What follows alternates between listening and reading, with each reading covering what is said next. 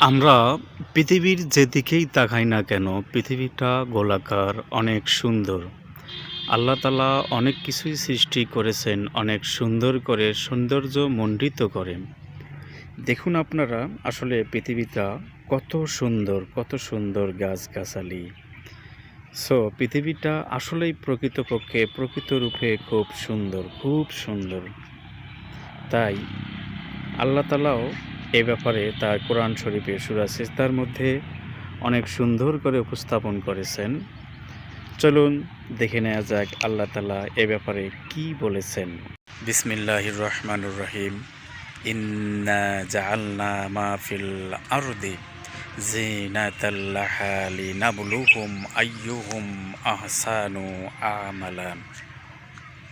আল্লাহ তাআলা বলেন, নিশ্চয়ই আমি পৃথিবীর মধ্যে যা কিছু রয়েছে সব সুন্দর করে তৈরি করেছি, সৌন্দর্যমণ্ডিত করেছি, যাতে আমি পৃথিবীতে যারা বসবাস করে মানুষদের মধ্যে থেকে, লোকদের মধ্যে থেকে আসলে কে কতখানি সুন্দর কাজ করতে পারে তা পরীক্ষা করার জন্য।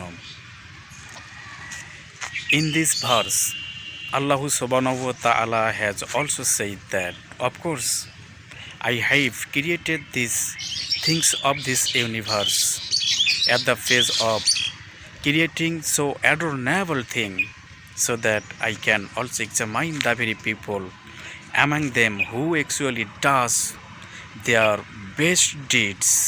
Okay,